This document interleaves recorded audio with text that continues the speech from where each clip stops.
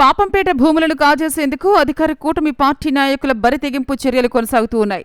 తాజాగా భూ వివాదంలో బాధితులపై తెలుగుదేశం పార్టీ, జనసేన పార్టీకి చెందిన వ్యక్తులు దౌర్జన్యంగా వివాదాస్పద భూమిలో ఫెన్సింగ్ వేసేందుకు ప్రయత్నించడం ఉద్రిక్తతకు దారితీసింది. దశాబ్దాల పాటు పాపంపేట కాలనీలో నివాసం ఉంటున్న బాధితులకు హైకోర్టు అనుకూలంగా తీర్పు వెలువరించినప్పటికీ అధికార పార్టీకి చెందిన వ్యక్తులు కొందరు నకిలీ పత్రాలు సృష్టించి కోర్టు తమకు తీర్పు ఇచ్చిందంటూ దౌర్జన్యం చేస్తున్నారన్నారు. అల్లరి మూకలను తీసుకుని పోయి కంచె వేసే ప్రయత్నం చేయడంతో వైసీపీ నాయకులు, స్థానిక ప్రజలు అడ్డుకున్నారు. ఈ విషయం తెలుసుకున్న రూరల్ పోలీసులు జోక్యం చేసుకుని వివాదాన్ని శాంతియుతంగా పరిష్కరించుకోవాలని సూచించారు. ఇరు వర్గాలను పోలీస్ స్టేషన్కు చేరుకున్నారు. ఈ సందర్భంగా బాధితులు మాట్లాడుతూ కోర్టు నుంచి స్టేటస్ కో వచ్చినప్పటికీ అక్కడ ఏర్పాటు చేసిన బోర్డులను, సీసీ కెమెరాలను ధ్వంసం చేశారన్నారు.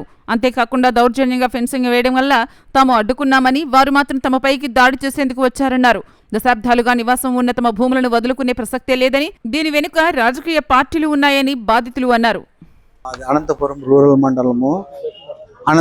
మండలము నారాయణ పంచాయతీ పాపడి గ్రామ కాపసడిన రామకృష్ణారావు చెప్పుకుంటే వినమేమో కనుక 1949లో మాకు డాక్యుమెంటేషన్ రిజిస్ట్రేషన్ అయినాయి. నలుగురు మాకు రిజిస్ట్రేషన్ చేసినారు.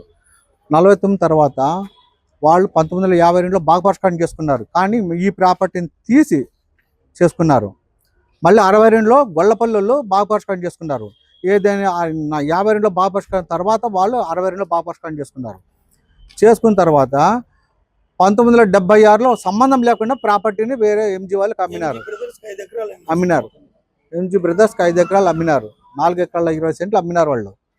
అది అటువంటి కోర్టు పోయింది. కోర్టులో కూడా వాళ్ళకి ఏం ఎవిడెన్స్ లేకపోయినా కూడా దౌర్జన్యంగా వచ్చి నాకు ల్యాండ్ అమరావతి హైకోర్టు వారు డివిజన్ బెంచ్ 2 జడ్జీలు డివిజన్ బెంచ్ నాకు ఆర్డర్ ఇచ్చింది. ఇప్పుడు మే నెల 7వ తారీఖు 10 ఎకరాలకి 106 survey number 1 letter, 106 survey number 2 letter, 119(1), 119(2)A total 10 ఎకరాలు విస్తీర్ణంకి స్టేటస్కి ఇచ్చినాడు, స్టే ఇచ్చినాడు. అది ఏమని ఇచ్చినాడు, నీకు జడ్జిమెంట్ అయింది, నువ్వు 10 ఎకరాలు కొలు తెచ్చుకొని నీ ప్రాపర్టీ ఎక్కడుందో పిలుచుకుందామని చెప్పి వాళ్ళకి కూడా చెప్పినారు. ఆయన కోర్టు వారు ఇచ్చిన బోర్డు నాటింటే అవి పీకేసి వారు సంబంధం లేని జడ్జిమెంట్ బోర్డు నెంబర్లు వేసి ఉద్దేశపూర్వకంగా బూడ్చి అంతా హంగామా చేసినాడు. నేను అడిగితే నన్ను కొట్టే కూడా వచ్చినారు వాళ్ళు. దీని మొత్తం ఆఫీసులో ఉంటే రికార్డు అంతా తారుమారు చేసిన విఆర్ సుబ్రహ్మణ్యమే చేస్తున్నారు. 1949లో దానం ఇచ్చిన భూమిని మళ్ళీ ఈరోజు భూ ఆక్రమణ చేసినామని ఎంఆర్ఓ మోహన్ ప్రసాద్ మాట్లాడడము, ఎవరు డిఆర్ఓ ఇప్పుడు రిటైర్డ్ అయిపోతున్నాడు, ఆయన పేరేమో కేశవ నాయుడు, ఆర్డీఓ, వీళ్ళు దౌర్జన్యంగా ఇంటికి వచ్చి మాకు నోటీసులు ఇవ్వకుండానే ఇల్లంతా పగలగొట్టి డెమాలిష్ చేసి వెళ్ళిపోయి నేను ఊర్లో లేని టైంలో మా వదిన బంగారు కూడా తీసేసుకున్నారు.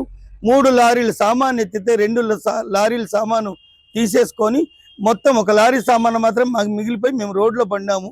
అయినప్పటికీ మేము ధైర్యం చేసి మళ్ళీ కోర్టుకు వెళ్ళి స్టేటస్ తెచ్చుకొని స్టేటస్కో వచ్చి నిలబెడితే కూడా దౌర్జన్యంగా 3 రోజులకోసారి 4 రోజులకోసారి వాడు సుబ్రహ్మణ్యం అనేవాడు రావడము, విఆర్ఓ జనాన్ని తీసుకొని రావడము, రౌడీలందరినీ మనుషుల మీదకి పోవడము, కొట్టే ప్రయత్నం చేయడము, కొలతలు పట్టడము, లాగడం, ఇదే సరిపోతుంది. నిన్నైతే విచిత్రంగా అందరినీ తీసుకొచ్చి ఒక్కటేసారి మా బ్రదర్ మీదకి పోయి మా బ్రదర్ని కొట్టేందుకు ప్రయత్నం చేసి హత్యా ప్రయత్నం కూడా చేసినారు వాళ్ళు. శ్రావణ్ కుమార్ అనేవాడు, సుబ్రహ్మణ్యం అనేవాడు, శివ అనేవాడు, ఇద్దరు.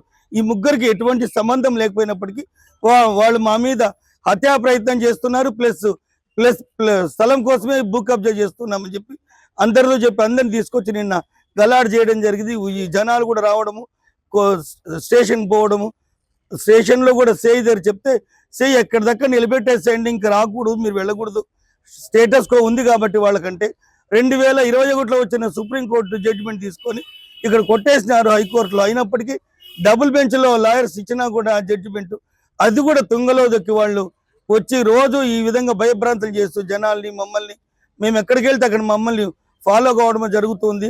దయచేసి ఈ ప్రభుత్వానికి వినయం చేసేది ఏమంటే మాకున్న భూమిని ధర్మంగా, న్యాయంగా కోర్టులో ఏ విధంగా జరిగితే జడ్జిమెంట్ ఆ విధంగా మా స్థలాన్ని మాకు ఇవ్వాలని మనస్ఫూర్తిగా కోరుకుంటూ నేను ఈ ప్రభుత్వానికి కూడా విన్నవించుకుంటున్నాను. దయచేసి ఇది వేరే విధంగా భావించకుండా, నేను ఎంతో పేరున్న గురువుని, నాట్యాచారుణ్ణి, నన్ను అనంతపూర్లోనే గౌరవం లేకుండా నా వ్యక్తిగత విషయాల్లో కూడా తలదూర్చి తపోవనంలో క్లాస్ కట్టింటే అక్కడ కూడా ఇవ్వద్దని చెప్పి స్వాముల వారికి వెళ్ళి చెప్పడం అనేది ఎంత మాత్రం సమంజసం కాదని ఆ సుబ్రహ్మణ్యానికి, ఆ శివకు, వాడెవడు శ్రావణ్ కుమార్కి, ముగ్గురికి హెచ్చరిస్తున్నాను. ఇదే నా విన్నపం. గౌరవనీయులైన పెద్దలందరికీ చేయు విన్నపం ఏమనగా, అయ్యా మేము గత 45 సంవత్సరాల నుంచి మేము ఇక్కడే జీవనం కొనసాగించుకుంటూ ఉన్నాము. టీ అమ్ముకొని బతుక్కునే వాళ్ళము. మాది కొట్టం సార్. మేము అప్పటి నుంచి వేసుకున్న కొట్టమే, కొట్టేసేంత వరకు మాకు అదే కొట్టమే ఉంది. మేము అట్లే జీవనం చేసుకొని సాగిస్తూ ఉంటే మాకు మన నుంచి కొట్టేసిపోయినారు సార్. మాకు అన్నీ ఉన్నాయి ప్రూఫ్స్. మా పిల్లల ఆధార్ కార్డులు కానీ ఏంటివన్నా కానీ అన్నీ మాకు ఈడనే ఉన్నాయి. ఈరోజు మాకు కొట్టేసినారు. మాకు జీవనోపాధి కూడా లేకోకుండా అయిపోయింది. మాకు కరుణించి మా పూర్వపరాలు విచారించి మాకు న్యాయం చేయాలని కోరుకుంటున్నాం సార్. మా పేరు మీద స్టే ఉంది సార్. మా స్థలం మాకు ఇచ్చేయండి సార్.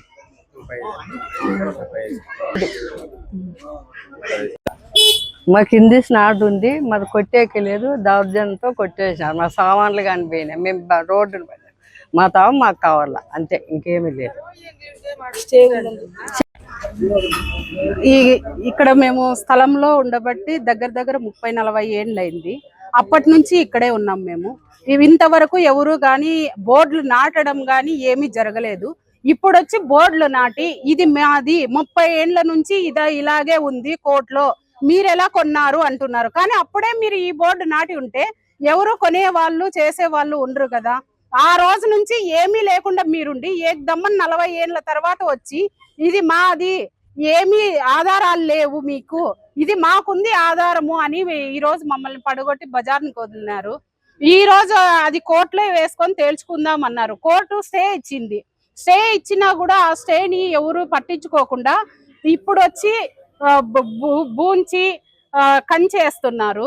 దాన్ని కూడా అడ్డుకోవడానికి పెద్దలు కానీ ఎవరు ముందుకు రావడం లేదు. దీన్ని ఏ విధంగా పరిష్కరించుకోవాలా అనేది అర్థం కావడం లేదు. ప్రతి ఒక్కరు వాళ్ళకి సపోర్టా వీళ్ళకి సపోర్టా అనేది కాదు, ప్రజల గురించి ఆలోచించాలని ప్రతి ఒక్కరిని కోరుకుంటున్నాము.